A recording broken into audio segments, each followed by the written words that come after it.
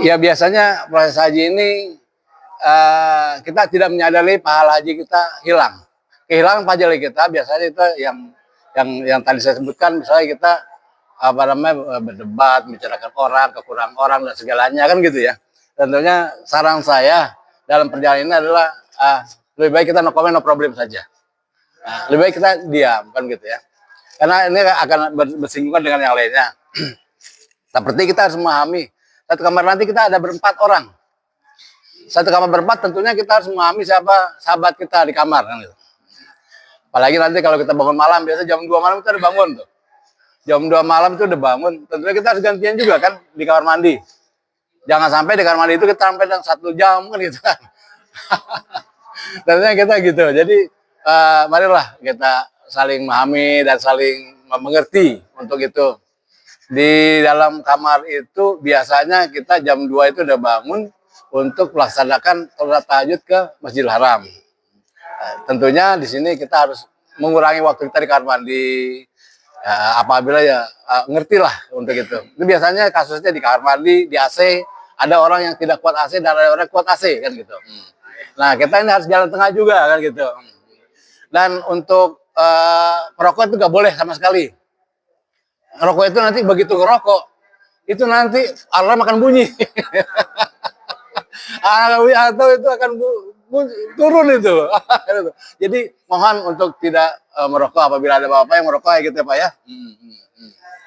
Jadi mari kita jalin sama-sama untuk kebersamaan agar pahala haji kita tidak hilang. Apabila ada sesuatu masalah, ada sesuatu problem, diobrolin saja sama kepala regu. Kepala regu kan akan menyampaikan kepada kepala rombongan. Kepala rombongan nanti akan menyampaikan kepada ketua kloter. Jadi jangan kasak kusuk istilahnya gitu. Satu lagi biasanya itu ada beberapa hal suatu hoax, berita hoax. Jadi berita yang kita tidak tahu, kita dari orang katanya kita sudah sampaikan. Nah itu tidak boleh. Nah, gitu. Itu sering terjadi. Jadi ada aja berita yang disampaikan sama orang. Ya, berita-berita itu seperti misalnya gini. Oh di sana ada perempuan naik taksi dibawa kabur.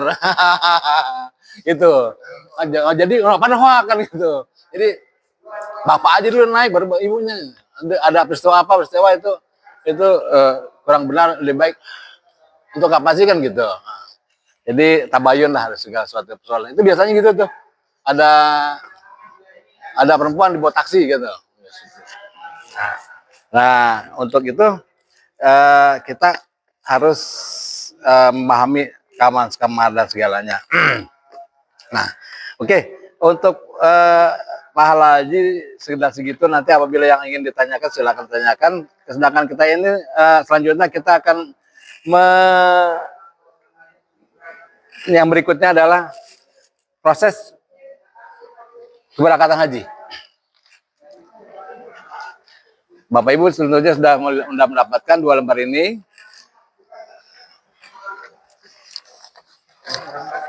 Ada yang kurang satu?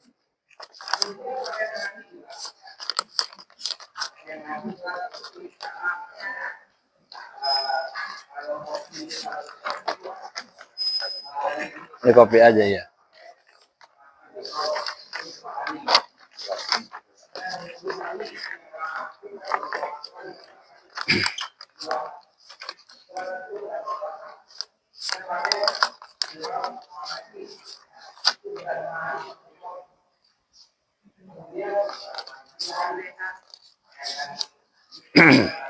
Ya, baik.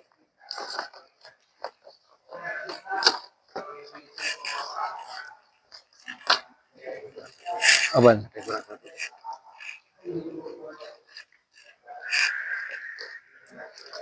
Kami membagi buku doa ini adalah untuk memudahkan Bapak sekalian, bahwasanya ini doa yang hanya biasa-biasa saja, yang umum. Sedangkan doa yang lain itu adalah kita sendiri. Jadi doa itu nggak ada yang dipimpin gitu. Kan doa itu masing-masing kebutuhan orang beda-beda kan itu ya. Jadi untuk itu, untuk Bapak pelajari kurang lebih kalau belum paham, untuk proses haji ini biasanya kita 5 hari atau 10 hari menjelang keberangkatan kita ini insya Allah akan dibagikan koper. Dibagikan koper oleh pihak penerbangan. Koper tersebut nanti insya Allah akan kita ambil dari penerbangan untuk dibagikan di sini ya. Prosesnya ada seperti itu. Selanjutnya dari koper itu setelah kita bagikan, nanti isinya itu Bapak Ibu sekalian isi, tentunya nanti di Ahad depan insya Allah akan kita bagikan juga. Apa sih isinya kan gitu ya. Selanjutnya di koper itu kan kita nanti akan dapat beberapa koper, koper besar, koper kecil, handbag, macam-macam dan segalanya, dan nanti akan kita isi data. Data itu nanti juga akan kita share kepada Bapak Ibu sekalian apa yang akan kita isi di cover tersebut. Selanjutnya 2 hari menjelang keberangkatan itu biasanya koper itu kita serahkan langsung ke Kemenhaj sekarang ya, Kemenhaj. 2 hari menjelang keberangkatan. Ini akan diworo-woro, dikoordinir juga oleh Karu dan Karom masing-masing, insya Allah mulai bekerja kan gitu. Nah, Karu dan Karom akan saya juga kepada Bapak Ibu, akan beritahu juga kepada Bapak Ibu untuk mengumpulkan koper-koper tersebut, dan kami tunggu di Kemenhaj, Kemenhaj, dan di sana biasanya insya Allah kita akan hadir dengan kepala dagu dan kepala Karom masing-masing. Dengan membawa pita, kita insya Allah koper bapak-bapak insya Allah akan kita pitakan dan kita beri tanda. Tanda tersebut juga nanti akan diberikan oleh Kemenhaj. Jadi kami mohon kepada Bapak Ibu sekalian untuk menjaga atau jangan sampai kita memasukkan barang-barang yang terlarang dari pihak penerbangan. Karena ini akan merepotkan kita dari KBA dan Ibu sekalian. Nanti koper tersebut setelah kita kumpulkan di Kemenag akan di-X-ray oleh pihak Bea Cukai. Apabila ada hal-hal yang terlarang, itu insya Allah juga Bapak Ibu akan dipanggil kembali untuk dibongkar kopernya kan gitu. Ini kan merepotkan Bapak Ibu sekalian kan gitu ya. Dan merepot kita juga, kita harus kembali lagi untuk membuka koper tersebut. Jadi untuk barang-barang terlarang untuk tidak dimasukkan ke dalam koper tersebut. Selanjutnya, proses selanjutnya pada hari hanya, insya Allah kita nanti akan kumpul di Islamic Center. Di Islamic Center, Bekasi. Apabila kita berangkat jam 12 siang, kita harus kumpul jam 10 siang. Jadi 2 jam sebelumnya kita udah harus standby di Islamic Center, di Masjid Islamic Center untuk briefing dan segalanya. Setelah kita kumpul bersama, tentunya kegiatan tersebut kita masuk ke asrama haji dengan jalan kaki. Dengan jalan kaki kita menuju asrama haji, kita masuk ke dalam asrama haji, nanti di sana udah dibagi. Itu udah satu pesawat nanti di sana. Rombongan 1, 2, 3 sampai 11. Dan karonya itu udah bekerja juga, dan karomnya masing-masing bekerja. Udah. Jadi masing-masing karom sudah mendata. Jadi jangan sampai Bapak Ibu ini ketinggalan kan gitu ya. Nanti kasihan karomnya juga kan gitu. Nah, jangan sampai kita tertinggal. Setelah kita ngumpul di sana, satu aula itu kurang lebih ada 450. Di sana akan ada briefing untuk masuk ke dalam asrama haji. Proses selanjutnya adalah kita di sana akan mendapatkan paspor. 1, 2 akan dapat living cost. Living cost 750 real. Akan mendapatkan kartu makan dan kamar. Selanjutnya kita ada pihak kesehatan akan mencek kembali. Tapi ini insya Allah pihak kesehatan ini kita udah lolos istiqoah. Jadi jangan takut kita untuk, waduh nanti kita jadi istiqoah lagi gitu. Jadi jangan takut. Insya Allah kita sudah mendapat kartu istiqoah, berarti kita sudah siap berangkat. Jadi pengecekan kesehatan itu ya untuk ini aja lah, untuk untuk ngecek kembali kesehatan kita. Tapi untuk berangkat insya Allah kita harus berangkat karena sudah istiqoah. Nah, selanjut kita beristirahat di dalam asrama haji. Nah, di dalam, karena kita ini insya Allah kita akan berangkatkan di gelombang kedua. Perencanaan kita seperti itu. Kita mengusulkan setiap tahun berangkat di gelombang kedua. Jadi apabila kita diberikan di ACC oleh pihak Kemenhaj untuk berangkat ke gelombang kedua, kita berarti nanti berpakaian ihram di asrama haji. Jadi berpakaian ihram di asrama haji kita bisa mandi, tapi untuk tidak pasang niatnya nanti di pesawat. Jadi kita pasang pakaian ihram ini untuk memudahkan kita nanti pasang niat menjelang di lam-lam. Selanjutnya di situ kita mandi, kita berwangi-wangian juga boleh ya, tapi jangan pakai ihram dulu. Wangi-wangian untuk laki-laki, perempuan juga jangan pakai wangi-wangian. Kita mungkin bisa bermalam di asrama haji, bisa tidak bermalam juga di asrama haji, tergantung daripada nanti pihak kloter penerbangan. Di dalam penerbangan nanti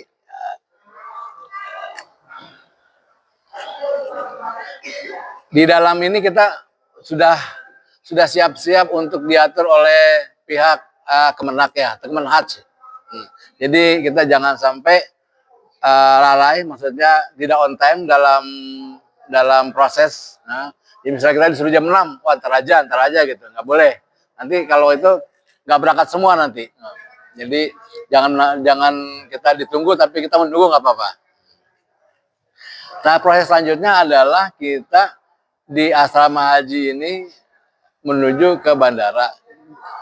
Menuju ke bandara, insya Allah juga di bandara ini nanti di saat boarding kita nggak melalui sistem normal lagi karena kita sudah di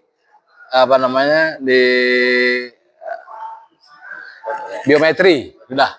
Berarti kan udah selesai itu. Nah, jadi ya kita udah nggak repot lagi kita. Nah di dalam penerbangan nanti Bapak Ibu akan menempati kursi masing-masing dengan nomor kursi yang telah ditempel di tas paspor. Di tas paspor itu nanti nomor ini udah ditempel nomor kursi kita, nomor kursi. Apabila nanti Bapak Ibu sekalian terpisah dengan istri, dengan suami, sama dengan istri atau dengan keluarga yang lain, itu nggak apa-apa Pak. Tempatilah dulu di sana. Kita termasuk, kita duduk, setelah selesai semua, nanti setelah take off itu baru kita bisa bertukar dengan tukar set dengan kawan-kawan yang lain. Jadinya nanti insya Allah ada musyawarah mufakat. Nggak apa-apa. Sementara begini, nanti ke depannya nanti akan diurus oleh Pak Supriyanta, oleh Pak Asmi Daud kan gitu. Untuk itunya nanti akan diatur untuk penempatan seat. Selanjutnya Bapak Ibu ini dalam penerbangan kan kurang lebih 9,5 jam. Itu jangan stres, jangan galau, jangan apa. Lebih baik kita zikir. Zikir, tidur, makan. Zikir, makan, tidur. Jadi pikiran kita jangan macam-macam gitu. Dengan begitu insya Allah badan kita fit. Kenapa? Kita cukup istirahat. Karena kan selisih waktunya 4 jam. Jedanya cukup jauh kan 4 jam. Jadi kita benar-benar di sana nggak jeter lagi kan, insya Allah bisa bergerak. Jadi saran saya adalah kalau kita dalam pesawat lebih baik kita zikir, tidur, makan. Nanti pramugari bangunin makan. Ayam daging gitu. Ayam daging harus gitu. Jadi gitu. Jadi saran saya adalah tidur, zikir, tidur, makan. Nah insya Allah. Jadi badan kita nanti sehat insya Allah. Fit untuk bergerak umroh nanti. Begitupun juga kita setelah kita nanti menjelang 45 menit atau setengah jam landing, itu awak kabin akan memberitahu kepada kita bahwasanya kita sebentar lagi akan landing di Jeddah. Tentunya Bapak Ibu silakan memasang niat. Jadi gitu. Nah, dalam kesempatan itu kita harus membuka pakaian-pakaian yang masih ada di tubuh kita. Pakaian apabila masih ada dalaman, kita buka dalaman kita. Pakai kaos kaki, kita buka kaos kaki kita kan gitu ya. Pakai topi, buka topi kita kan gitu. Nah lanjut Di situ kita baru memasang niat yang laki-laki. Nah, kalau yang perempuan kan udah berpakaian. Kalau yang laki-laki di situ baru kita pasang niat kita labbaik Allahumma umratan. Nanti mudah sekali insya Allah. Nah, sehubungan dengan kita sudah memasang niat labbaik Allahumma umratan berarti kita sudah niat di situ dan kita harus menjaga larangan-larangan ihram. Memotong kuku, menyabut rambut, apa segalanya kan gitu. Itu sudah berlaku larang-larang ihram pada saat kita menyampaikan labbaik Allahumma umratan. Umrohkan dulu buat haji ya maksudnya. Umroh dulu kita. Kan kita haji tamatu. Tamatu itu kita umroh dulu baru haji. Nah. Ya. Ya. Nanti berlanjut gitu. Nah, setelah kita nanti landing, nah alhamdulillah sekarang bisa fast track, Pak. Jadi kita nggak diperiksa-periksa lagi. Dulu kita kalau di Jeddah itu biasanya nunggu sampai 5 sampai 7 jam, Pak, untuk keluar naik bus. Tapi saat ini alhamdulillah kita sudah di biometrik. Jadi kita tidak dibutuhkan itu lagi, semua sudah selesai. Jadi nggak terlalu lama kita begitu turun, kita akan masuk bus masing-masing. Bus tersebut sudah tersedia di parkiran Jeddah. Nah, masuk aja dulu, pokoknya gitu. Kloter 45 JKS, masuk. Udah masuk, nanti di situ tentunya nanti ada tugas-tugas karomnya nanti saya bacakan untuk minggu depan kan insya Allah ya. Nah, tentunya nanti apabila bapak ibu diminta paspor gitu ya oleh supir itu bawa kantong Bu. Nah, jadi berikan paspor itu pada supir. Nah, karena emang pengepulnya supir untuk paspor. Jadi gitu. Jadi jangan supir paspor saya jangan dong gitu ya. Berikan kan gitu insya Allah. Jadi gitu. Ada koran-koran insya Allah nanti. Oke. Selanjutnya kita nggak nunggu terlalu lama di Bandara Jeddah, kita akan langsung masuk bus menuju hotel. Tentunya juga yang tadi saya lupa, begitu kita labbaik Allahumma umratan, di sana juga kita sudah mengucapkan labbaik Allahumma labbaik la syarika lak labbaik innal hamda wa ni'mata lak wal mulk la syarika lak. Ini tetap harus kita lapaskan, ucapkan. Apabila kita capek ya kita bergumam kan gitu. Tapi lapaskan ini kan gitu karena kita dipanggil sama Allah kan gitu ya. Kedatangannya kita datang kan gitu ya. Nah, jadi walaupun kita udah masuk bus, kita tetap ucapkan labbaik Allahumma labbaik. Nah, selanjutnya di sana setelah kita nanti semua dikomandai oleh karom ya Pak ya nanti. Karu kan gitu ya. Semua dikomandai oleh mereka nanti. Kita ikut aja lah sambil nama tokna kan gitu. Nah, setelah kita memasuki bus, di sana perjalanan kurang lebih 1,5 jam sampai 2 jam. Karena nggak terlalu jauh ya, Jeddah ke Mekah. Dengan selalu labbaik Allahumma labbaik terus, nanti begitu kita sampai di hotel, di maktab istilahnya, maktab itu hotel. Nah di sana kita diam dulu di dalam bus, maksudnya di sini kita nggak boleh turun dulu. Kita ikut apa nanti instruksi dari karom. Jadi kita maaf, ini agak lama nunggu biasa di dalam bus itu, karena Arab itu peraturannya beda, kan gitu, beda gitu. Jadi kita harus banyak bersabar, kayak Bu Yosi itu. Mana Bu Yosi sabar Bu ya? Oh ya, sabar Bu. Ini ujian Bu, Masya Allah kita mau mendapatkan tiket ke surga itu dengan kesabaran yang besar sekali. Jadi sabar. Emang sebaik-baiknya mereka adalah sabar, takwa kan itu, insya Allah. Kita sampai di hotel itu, kita di maktab namanya itu, kita harus lama itu diam. Jadi biarin aja kita diam untuk tidak nanyain itu. Kenapa lama ini? Nggak usah. Kita karena nggak boleh turun sama sekali. Nanti yang boleh turun adalah karom satu nanti. Nih. Nah proses itu agak lama. Selanjutnya nanti baru karom menyampaikan Bapak Ibu silakan turun. Silakan turun, selanjutnya kita turun di lobi, jangan sampai kita berpakaian ihram nih ya, jangan sampai kita bergesekan, jangan sampai kita waduh di sini, waduh, jangan, udah, diam aja lah, kan gitu. Kita berpakaian ihram itu pahala haji kita hilang kan gitu. Jangan kita bergesekan, kita sabar kan gitu. Banyak sabar.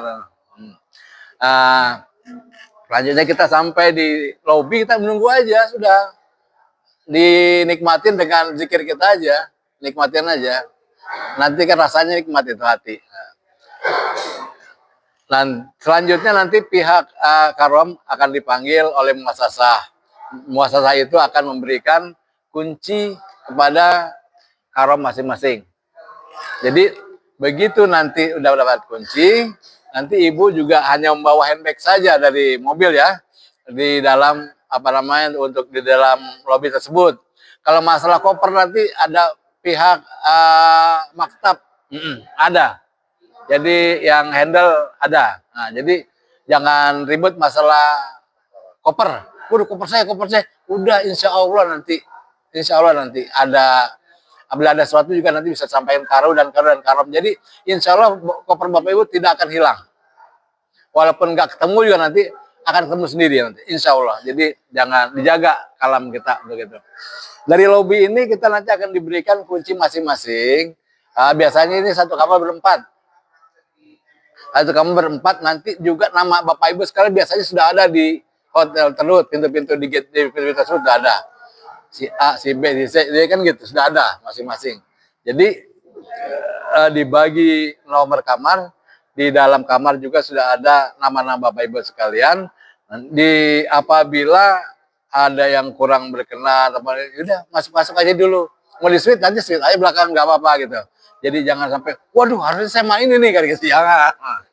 Harus main jangan. Nah, masuk aja nanti. Saya aja kita bisa tukar gitu. Insya Allah jadi gitu. Juga yang bertahan nggak mau saya gini, jangan. Udah. Ini kita ibadah ya. Maunya Allah, jangan maunya kita kan gitu. Nah, di dalam satu kamar itu biasanya kita dibagi 2 kunci, cut ya. Nah, dibagi 2 kunci, 2 cut ini akan kita pegang pada siapa saja untuk itu. Tentunya di sini di hotel tersebut biasanya juga ada wifi. Wifi ini bisa digunakan juga, tapi digunakannya kita pada saat di lobi saja. Kalau ke atas dia nggak masuk, nggak naik biasanya gitu. Jadi untuk mengirit pulsa bisa kita. Nanti wifi itu kita foto aja, kita gunakan. Apabila kita sudah berada di dalam kamar, tentunya di dalam kamar ini kita harus ada kesepakatan dengan penghuni kamar. Misalnya kita berempat, penghuni kamar kita ada kesepakatan. Ini jangan sampai terjadi kisruh, jangan sampai terjadi tidak tegur-teguran, atau jangan sampai terjadi kerendengan, ngedumel dan segalanya, karena kita akan bersama dalam satu kamar 40 hari. Seperti apa sih kesepakatannya? Yang tadi saya sebutkan, kalau kita di dalam kamar mandi, marilah kita irit waktu, jangan sampai kita banyak waktu di kamar mandi kan gitu ya. Terus juga apabila mohon maaf, apabila kita jemur macam-macam juga kesepakatan saja. Jangan dalaman masuk kan itu ya, kita diadain sendiri. Satu lagi masalah makanan. Jadi di meja itu nanti ada meja, nanti di meja itu apabila ada makanan di meja ya silakan dimakan, walaupun itu punya kita kan itu. Kalau kita tidak mempersilakan, kita lebih baik taruh ke dalam koper makanan kita.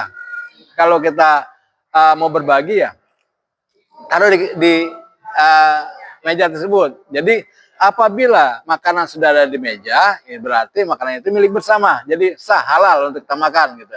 Jangan sampai kita ribut makan. Wah, situ maunya makan aja kan gitu. Nggak mau beli kan. Jangan kayak gitu. Padahal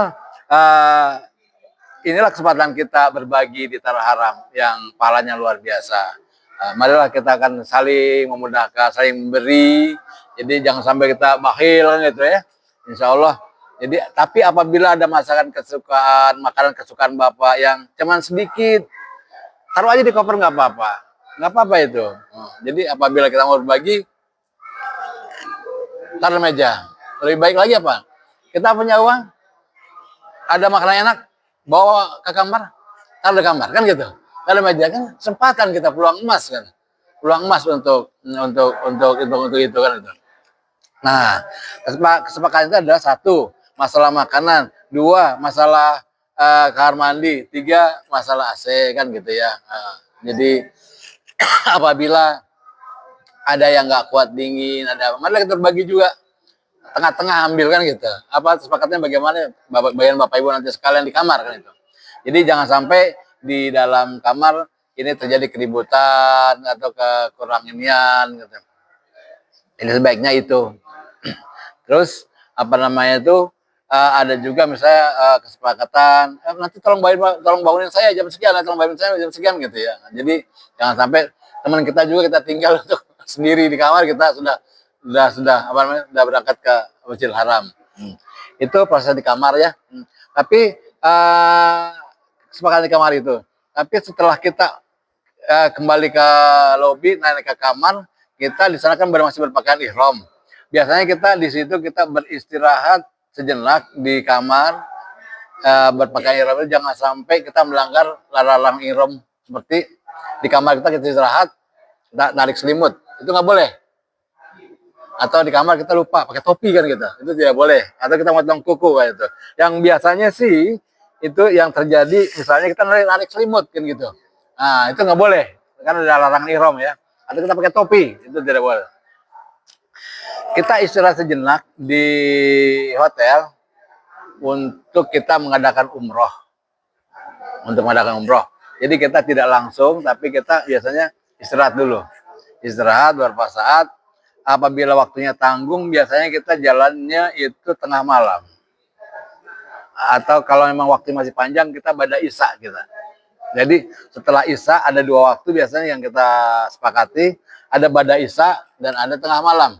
Kenapa pada isya? Karena kalau pada isya itu jamaah-jamaah sudah keluar, kita masuk. Jadi ada kesempatan itu kan gitu. Kenapa tengah malam? Kita tengah malam sampai menjelang waktunya subuh. Jadi sekalian. Nah di dalam kita beristirahat, nanti tentunya semua akan dikomandai oleh karom masing-masing.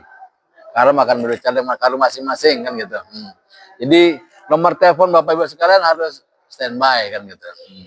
Tapi jangan bermain telepon terus. Kita ibadah nih kan gitu. Untuk jangan scroll. Apa yang nanti yang telah kita sepakati untuk melaksanakan umroh pada isya atau menjelang atau tengah malam. Jadi ada dua rombongan. Rombongan pertama adalah Pasmi Daud dan rombongan kedua adalah Pak Suprianta. Nah di dalam melaksanakan umroh nanti insya Allah saya juga akan dibantu oleh kawan kita di sana dari muasasah di sana, insya Allah namanya insya Allah Walid. Insya Allah akan membantu proses Bapak sekalian untuk kebersamaan, bukan untuk doa. Kalau doa kita masing-masing kan gitu, nggak boleh doa dipimpin gitu. Yang ada doanya yang biasa-biasa aja, doa sendiri juga kan gitu.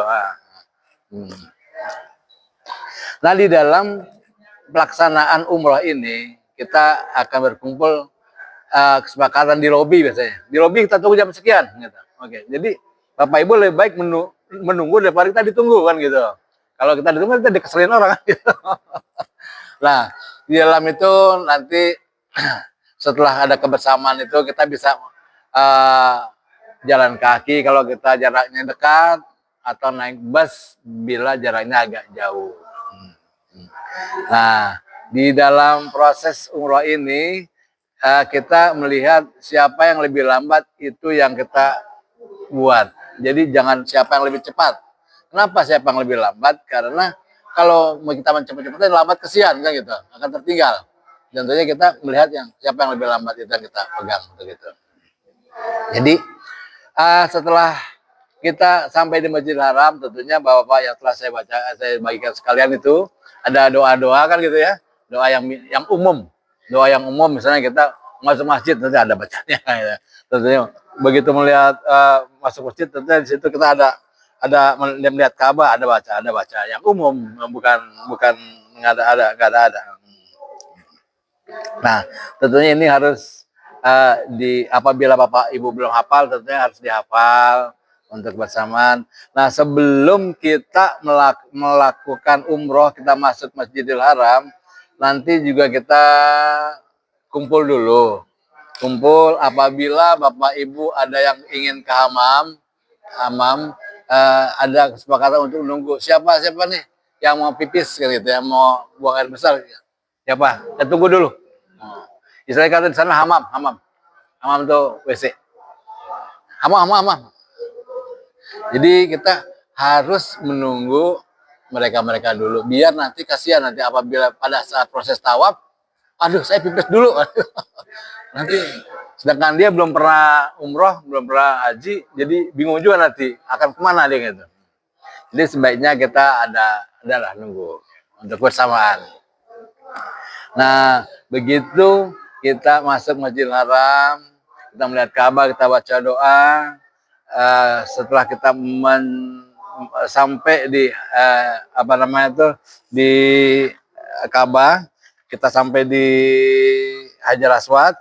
Tentunya bagi pihak laki-laki ini buka kain ihramnya, buka sebelah kanan. Jadi pundaknya nanti harus kelihatan. Nah, pundak kelihatan. Pada saat kita berpakai ihram, kita tutup semua, Pak. Tutup, jangan dibuka. Tapi begitu kita sampai di Hajar Aswad, kita buka untuk laki-laki pundak kanan. Nah, itiba istilahnya. Itiba, buka pundak kanan. Nah, setelah itu untuk laki-laki ini dan perempuan tentunya. Bismillahirrahmanirrahim. Kita di Hajar Aswad kapan itu, dan untuk laki-laki itu kita ramal 3 putaran lari kecil. Laki-laki aja. Untuk tawafnya itu lari kecil. Untuk laki-laki. Untuk perempuan enggak. Hah? Lari kecil kan kita enggak lari gitu ya. Biasa lah kan gitu ya. Jadi sebagai syarat aja kan gitu. Jadi bukan kita lari kecil, tapi ninggalin kita. Jadi gitu. Jadi kita ada lari kecil, ramal itu 3 putaran, mengitari Ka'bah. Bismillahirrahmanirrahim. Selanjutnya kita berdoa. Subhanallah, alhamdulillah, wala ilaha illallah akbar. Terus doanya apa aja? Doa apa aja? Doanya tidak harus sama kan gitu. Karena kepentingan kita beda-beda. Gitu. Jadi sesuai dengan kebutuhan betul. Kita doa kebutuhan kita zikir. Nah, gitu. Kita banyak minta maaf, ampun sama Allah. Kita kesempatan peluang kan gitu. Selanjutnya begitu kita sampai di rukun yamani, nah baru kita baca doa lagi. Ini doa yang wajib adalah Robbana atina fid dunya hasanah wa fil akhirati hasanah azabannar. Itu yang harus kita baca antara rukun yamani sampai Hajar Aswad. Setiap kita sampai di rukun yamani, kalau bisa kita mengusap. Kalau nggak bisa ya sudah kita jalan. Nah, jadi nggak ada harus cium-cium, tidak ada. Cium-cium Hajar, cium-cium Ka'bah, cium-cium rukun yaman itu tidak ada. Tidak ada dalilnya, tidak ada. Nah, selanjutnya begitu Robbana atina fid dunya hasanah, begitu sampai Hajar Aswad berarti kita sudah 1 putaran. Nah, laki-laki ini ramal 3 putaran. Nah, tentunya nanti pada saat kita melakukan tawaf nanti akan kita praktekkan di MM 2100. Sistemnya bagaimana, caranya bagaimana agar kita tidak tertinggal. Nanti kita ada praktek di tanggal 12 April. Insya Allah di MM 2100. Di sana ada Ka'bahnya, ada Minanya, ada Arafahnya, ada Sofa Marwahnya, ada semua. Jadi miniaturnya kita di sana ada. Jadi apa yang kita lakukan di sana, insya Allah.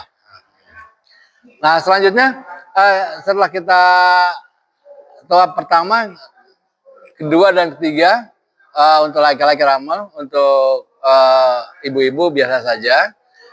Di keempat dan kelima ya sudah kita biasa lagi, tentunya dengan doa mohon sama Allah. Ini di rumah Allah gitu. Mohon sama Allah.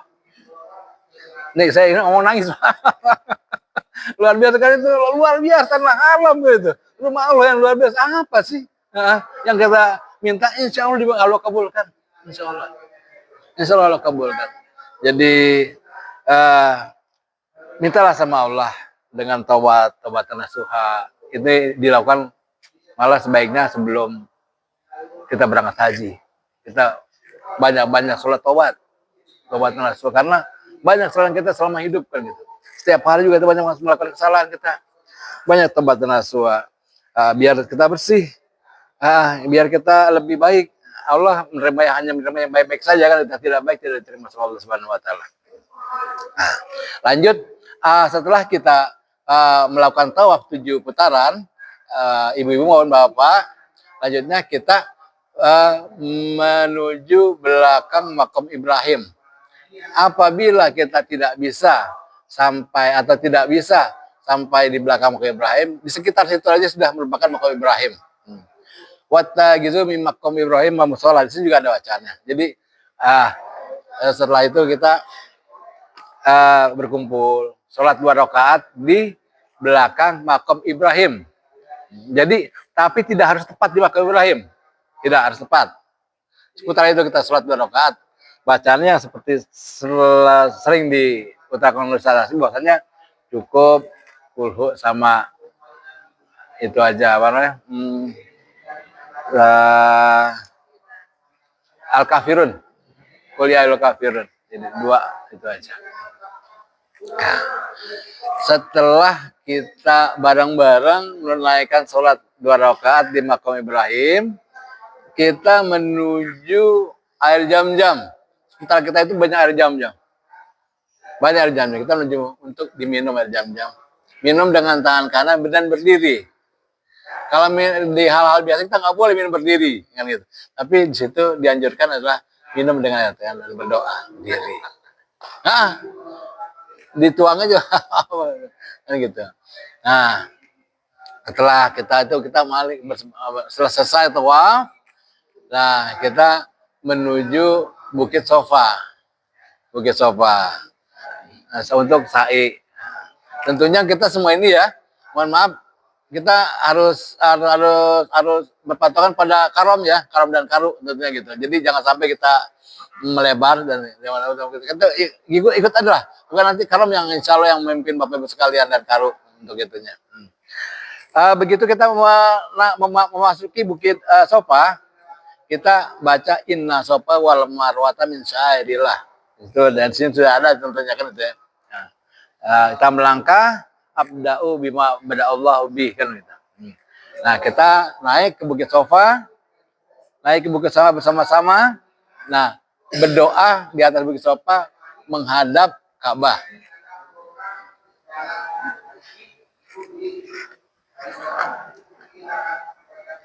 Berdoa.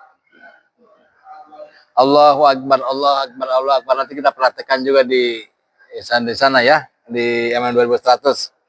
Bacanya singkat-singkat saja, dan di kesempatan ini juga apa namanya itu doalah yang banyak setelah ini kepada Allah Subhanahu wa taala untuk meminta untuk mohon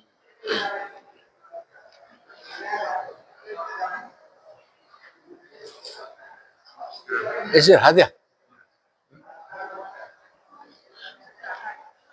Mau di-break dulu Pak, istirahat. Lanjut aja. Lanjut habisin ini dulu. Iya. Habisin umroh dulu nanti baru ke haji. Kita percepat untuk umroh aja. Begitu kita doa, nah kita turun dari Sofa berjalan ke Bukit Marwah. Di Bukit Marwah, di antara Sofa dan Marwah itu ada juga lampu hijau. Di lampu hijau itu untuk laki-laki lari kecil lagi. Setiap lampu hijau lari kecil, ramal kita. Untuk laki-laki saja. Jalan lari kecil. Sampai di Bukit Marwah, kita kembali berdoa menghadap Ka'bah seperti yang dilakukan di Bukit Sofa. Selanjutnya itu dihitung 1 putaran.